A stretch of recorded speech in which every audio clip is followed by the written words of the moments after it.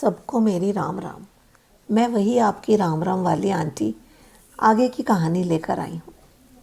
पिछली कहानी में आपने सुना कि जयंत कौवे को राम जी माफ़ कर देते हैं। अब आगे। अब राम जी और सीता जी अत्रि मुनि और अनसुईया से मिलने उनके आश्रम जाते हैं। मुनि बहुत प्रेम से उनकी स्तुति करते हैं। वहाँ सती अनसुईया उन्हें नारी धर्म और पति धर्म की शिक्षा देती है।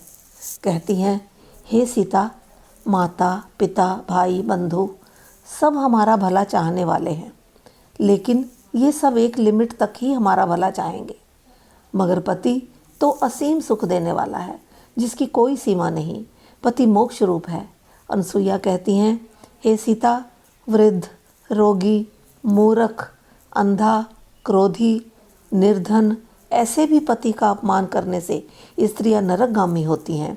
सती अनसुईया की शिक्षा बहुत बड़ी है, जो वो सीता जी को समझाती हैं। कहानी बहुत लंबी हो जाएगी। और पति के लिए उसकी पत्नी लक्ष्मी स्वरूपा होती है।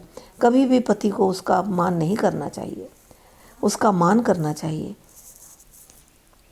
माता अनसुईया सीता जी को ऐसे गहने और कपड़े पहनाती हैं जो कभी पुराने और गंदे नहीं होंगे। अब तीनों आगे चलते हैं। रास्ते में जहाँ जहाँ बहुत धूप होती तो बादल भी वहाँ छाया कर देते थे। रास्ते में उन्हें कई ऋषि मिलते हैं। सबसे मिलते हुए वे आगे चलते हैं। राम ऋषियों से नीति, राजनीति और धर्म नीति की बातें सीखते हुए आगे बढ़ते हैं। और मुनि अपने आप को धन्य मानते हैं कि हमारा मनुष्य जन्म सफल हो गया राम के दर्शन से। रास्ते में उन्हें कई भयानक राक्षस मिलते हैं। सबको मारते हुए, उनको मोक्ष देते हुए राम आगे चलते हैं। कुछ दूर जाने पर उन्हें रास्ते में हड्डियों का ढेर लगा हुआ मिलता है। पूछने पर पता चलता है कि राक्षसों ने ऋषि मुनियों को खा खा कर ये हड्डियों का ढेर लगा रखा है। थोड़ा और आगे जाने पर राम अगस्त ऋषि से मिलते हैं और उन्हें बताते हैं कि आगे जाकर एक पवित्र जगह है, पंचवटी, आप वहीं जाकर रहें। वहाँ राम जी गीधराज जटायु से मिलते हैं। तीनों पंचवटी में झोपड़ी बनाकर रहने लगते हैं। पशु पक्षी मुनि सब बहुत खुश हैं कि राम हमारे साथ रहते हैं। लक्ष्मण जी रोज बैठकर राम जी से ज्ञान की बातें सुनते हैं।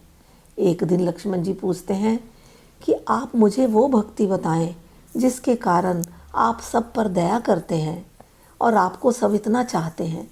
राम कहते हैं, मैं और मेरा, तू और तेरा, बस यही कहानी है जीवन की। और भी बहुत कुछ समझाते हैं। 9 प्रकार की भक्ति भी बताते हैं। ऐसे ही दिन बीतते जाते हैं। आगे की कहानी अगली बार। राम राम जी।